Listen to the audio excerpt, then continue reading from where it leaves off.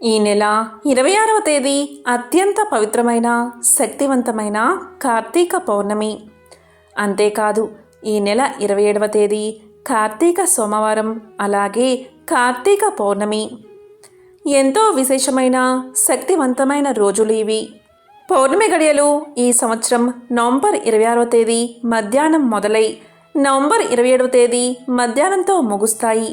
కాబట్టి ఈ 2 రోజులు ఉపవాసం ఉండి ఆ మహాశివుణ్ణి ఆరాధించడం వల్ల విశేష పుణ్య ఫలితాలు కలుగుతాయి. కార్తీక పౌర్ణమికి ఎంతో అద్భుత శక్తులు ఉన్నట్టు మన పురాణాలు చెబుతున్నాయి. అందులోనూ ఈసారి కార్తీక పౌర్ణమి గడియలు కార్తీక సోమవారం రోజు కలిసి రావడం వల్ల ఈ రోజుకు మరింత విశేషత పెరిగింది. కార్తీక పౌర్ణమి కార్తీక సోమవారం కలిసి వచ్చిన ఈ రోజు అంటే నవంబర్ 27వ తేదీ. ఉపవాసం ఎలా ఉండాలి? ఉపవాసం ఉన్న సమయంలో పాలు పళ్ళు తీసుకోవచ్చా? అసలు ఈరోజు ఉపవాసం ఎలా చేస్తే ఆ మహాశివుడి అనుగ్రహాన్ని పొందవచ్చు? అదేవిధంగా ఎంతో విశేషమైన 365 ఒత్తుల దీపాన్ని ఏ సమయంలో వెలిగిస్తే 365 రోజులు దీపాన్ని వెలిగించినా ఫలితం దక్కుతుంది? వీటి గురించి ఇప్పుడు సమాధానం తెలుసుకుందాం. ఈరోజు విశిష్టత గురించి కూడా ఇప్పుడు విందాం. ఇలా వింటే చాలు, అశ్వమేధయాగం చేసిన మహాపుణ్యం మీకు దక్కుతుంది. కార్తీక పౌర్ణమి అంటే ఈరోజు చంద్రుడు కృతికా నక్షత్రంలో ఉన్న సమయాన్ని కార్తీక పౌర్ణమి అంటారు. ఇలాంటి అద్భుతమైన కార్తీక పౌర్ణమి కార్తీక సోమవారంతో కలిసి వచ్చింది. ఇది చాలా విశేషమైన రోజుగా మనం చెప్పుకోవాలి. పౌర్ణమి తిథి ఎప్పుడు మొదలైంది అంటే నవంబర్ 26వ తేదీ మధ్యాహ్నం 3:53 ప్రారంభమై నవంబర్ 27వ తేదీ మధ్యాహ్నం 2:45 ముగుస్తుంది. ఇక కృతికా నక్షత్రం వచ్చేసి నవంబర్ 26వ తేదీ మధ్యాహ్నం 2:05 ప్రారంభమై నవంబర్ 27వ తేదీ మధ్యాహ్నం 1:35 వరకు కృతికా నక్షత్రం ఉంది. ఇక పురాణాల్లో చెప్పిన ప్రకారం రాత్రి కార్తీక పౌర్ణమి గడియలు ఉండాలి, అలాగే కృతికా నక్షత్రం ఉండాలి. అలా ఉన్న రోజు కేవలం నవంబర్ 26వ తేదీ ఆదివారం మాత్రమే. నవంబర్ 27వ తేదీ సోమవారం కూడా పౌర్ణమి గడియలు కృతికా నక్షత్రం ఉన్నా కూడా రాత్రి సమయంలో పౌర్ణమి గడియలు లేవు. కాబట్టి ఈసారి మనం నవంబర్ 26వ తేదీనే కార్తీక పౌర్ణమిగా జరుపుకోవాలి. అంటే 365 ఒత్తుల దీపాన్ని వెలిగించేవారు, అలాగే నోములు వ్రతాలు చేసుకునేవారు నవంబర్ 26వ తేదీ రాహుకాలం గడిచాక సాయంత్రం 6 గంటల తర్వాత మనం వీటిని చేసుకోవచ్చు. అంటే 365 ఒత్తుల దీపారాధన, నోములు వ్రతాలు చేసుకోవచ్చు. ఇక కార్తీక పౌర్ణమి స్నాన ఫలితం మనకు 100% దక్కాలి అంటే నవంబర్ 27వ తేదీ సోమవారం కార్తీక పౌర్ణమి స్నానం సూర్యుడు తులారాశిలో ఉండగానే అంటే ఉదయం 3:30 నుంచి 5:30 గంటల మధ్యలో స్నానాన్ని ఆచరించాలి. కాబట్టి ఈ 2 రోజుల్లో కూడా ఉపవాసాన్ని ఆచరిస్తే చాలా మంచిది. ఉపవాసం ఆచరించడానికి శక్తి లేనివారు పచ్చిపాలు పళ్ళు తీసుకోవచ్చు. నవంబర్ 27వ తేదీ ఉపవాసాన్ని ఆచరించడం వల్ల కార్తీక సోమవార ఉపవాస ఫలితం, అలాగే కార్తీక పౌర్ణమి ఉపవాస ఫలితం రెండూ మీకు దక్కుతాయి. నవంబర్ 26వ తేదీ రాత్రి సమయంలో 365 ఒత్తుల దీపాన్ని వెలిగించాలి. ఇక ఈరోజు కుదరని వారు నవంబర్ 27వ తేదీ సూర్యుడు తులారాశిలో ఉండగా స్నానం చేసి చీకటిగా ఉండగానే 365 ఒత్తుల దీపాన్ని వెలిగించుకోవచ్చు. ఇక ఇలా 365 ఒత్తిని వెలిగించే సమయంలో నక్షత్రాలు ఉన్న సమయంలోనే దీపారాధన చేసి తూర్పువైపు ఆకాశంలో ఉండే కృతికా నక్షత్రాలను దర్శించుకోవాలి. ఒకవేళ మబ్బు పట్టి ఉన్నా సరే మీరు ఆకాశం కేసి చూసి కృతికా నక్షత్రాలకు నమస్కారం చేసుకుని ఉపవాసాన్ని స్వీకరించి ఇక ఆ రోజంతా ఓం నమఃశివాయ అనే పంచాక్షరి మంత్రాన్ని జపిస్తూ దైవ సంబంధిత భజనలు చేస్తూ కార్తీక పురాణాన్ని పారాయణ చెయ్యాలి లేదా వినాలి. అంతేకాని టీవీ చూస్తూ సమయాన్ని వృధా చేసుకోకూడదు. ఆ రోజంతా దైవం మీదే మనసు లగ్నం చేసి దైవానికి సమీపంగా నివసించాలి. ఇక సాయంత్రం నక్షత్ర దర్శనం తర్వాత మళ్ళీ ఇంట్లో పూజ చేసుకుని గుడికి వెళ్ళి లేదా ఇంట్లో తులసి కోట ముందు 365 వత్తుల దీపాన్ని విధిపూర్వకంగా వెలిగించాలి. అంటే 26వ తేదీ సాయంత్రం 365 వత్తుల దీపాన్ని వెలిగించాలి. 365 వత్తులు పూర్తిగా వెలిగేదాకా అక్కడే ఉండి కార్తీక పురాణాన్ని పఠించాలి లేదా ఓం నమశివాయ అని జపిస్తూ గడపాలి. తరువాత దీపానికి కొబ్బరికాయ కొట్టి నైవేద్యం సమర్పించి హారతి ఇవ్వాలి. తరువాత దైవ దర్శనం చేసుకోవాలి.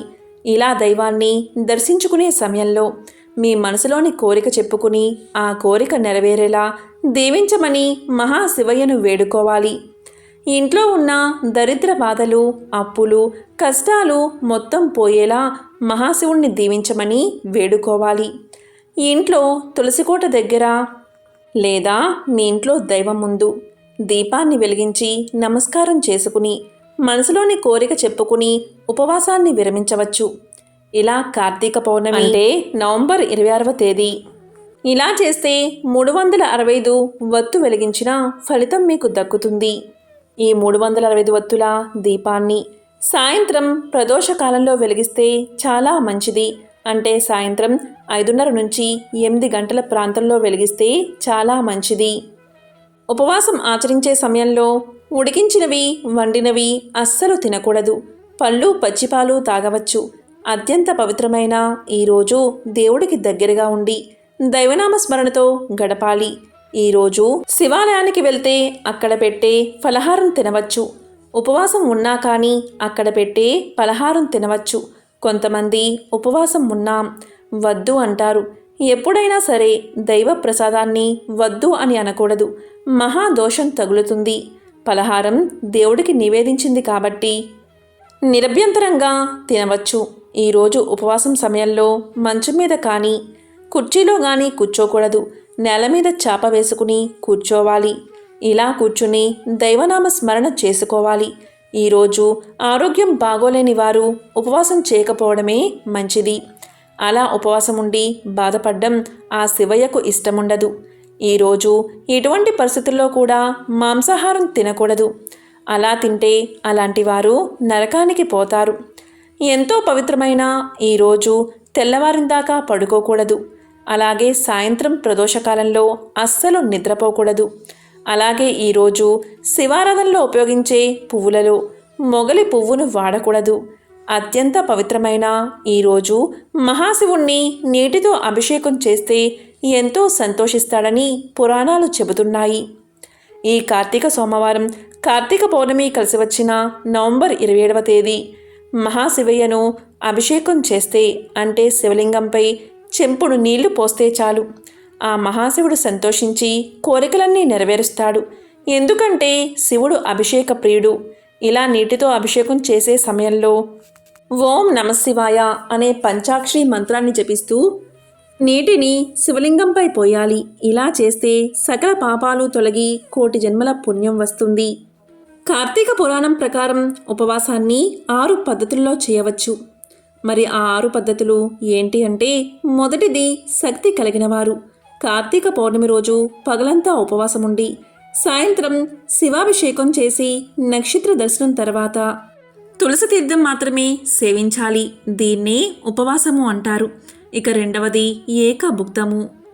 ఉపవాసం సాధ్యం కాని వాళ్ళు ఉదయం స్నాన, దాన, జపాలను యథావిధిగా చేసుకుని మధ్యాహ్న భోజనం చేసి రాత్రి భోజనానికి బదులు శైవ తీర్థము, తులసి తీర్థము మాత్రమే తీసుకోవాలి. దీనినే ఏకభుక్తము అంటారు. ఇది కూడా వీలు కానివారు పగలంతా ఉపవాసం ఉండి రాత్రి నక్షత్ర దర్శనం తర్వాత భోజనానికి కానీ ఉపాహారానికి కానీ స్వీకరించాలి. దీన్నే నక్తము అంటారు. ఇది మహాశివుడికి చాలా ప్రీతికరమైనది.